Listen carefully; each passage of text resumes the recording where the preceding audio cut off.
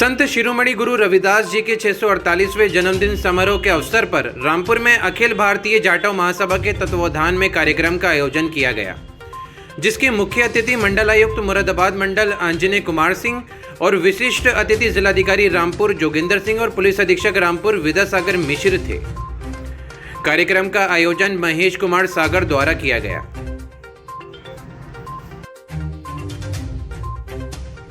आज हम पूज्य संत शिरोमणि रविदास जी के इस कार्यक्रम में सम्मिलित हुए हैं। आज से सदियों पूर्व बिना किसी शिक्षा के, बिना किसी औपचारिक शिक्षा के जो वचन संत शिरोमणि जी ने समाज में व्याप्त कुरीतियों के अपने कार्य को करते हुए, जो अपना कार्य था दैनिक जीवन यापन के लिए जो कार्य होना चाहिए, उन सारे कार्य को करते हुए जो शब्द माला उन्होंने कहा वो आज भी हमारे बीच उतना ही प्रासंगिक है जितना उस समय था। समाज में व्याप्त जो कुरीतियां थी, जो मानव और मानव के बीच में भेदभाव करती थी, आर्थिक आधार पर, जन्म के आधार पर भेदभाव था, उन सबको सहज शब्दों में व्यक्त करते हुए उन्होंने यह साबित कर दिया कि मानव ईश्वर की एक अनमोल कृति है, उसमें आपस में कोई भेदभाव जन्म के आधार पर, कर्म के आधार पर नहीं होना चाहिए। विभिन्न कार्यखंडों में और समय खंडों में समाज को परिवर्तित करने के लिए लोग आते हैं और कई बार हम लोग ये सोचते हैं कि उन्होंने कोई विशेष तपस्या नहीं करी है। बहुत सामान्य वर्ग के, बहुत सामान्य कार्यों में रहने वाले लोगों ने भी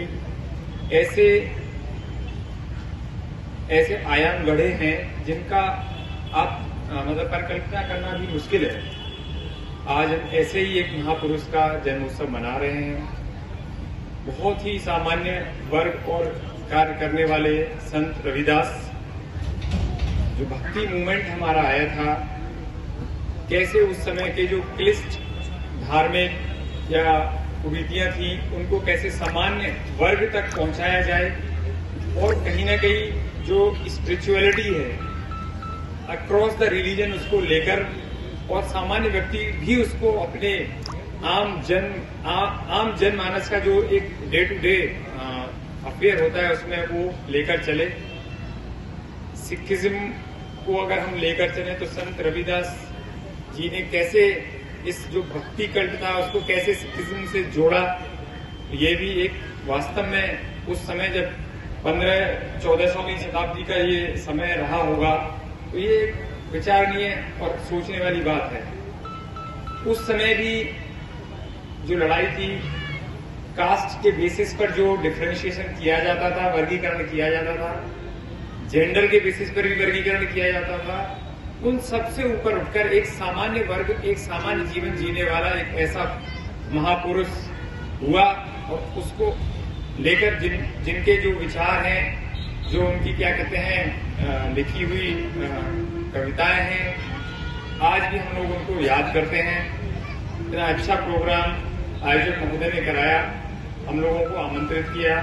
मैं मंडलायुक्त महोदय का भी बहुत बहुत धन्यवाद देता हूँ कि आज वो जनपद में पधारे और हमारे बीच यहाँ पर उपस्थित। जय हिंद, जय भारत। ये गुरु रविदास जयंती के अवसर उपलक्ष्य पे ये कार्यक्रम था।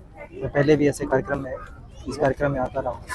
ये अवसर होता है जब सभी लोगों को हम संत रविदास के बारे में, उनकी शिक्षाओं के बारे में लोगों को अवगत करा सकें और कुल मिला के यही है कि ज़्यादा से ज़्यादा लोग उनको जानें, उनको समझें, उनकी बातों का अनुसरण करें, ताकि समाज में इस समय जो ज़्यादा प्रासंगिकता है कि उनकी बातों से समाज में एका आवे, लोग बेहतरी की तरफ बढ़ें और मानवतावादी दृष्टिकोण रखें। इस समाज में जो बुराइयां फैली हुई हैं, आपने मार्गदर्शन बताया महापुरुषों का, क्या रास्ता चलना चाहिए किस तरीके से? सिंपल सी बात है कि हर एक आदमी अगर बस इतना सोच ले कि जो व्यवहार वो अपने लिए पसंद नहीं करता वो दूसरों के साथ न करे, इतने में ही सब कुछ ठीक हो जाएगा।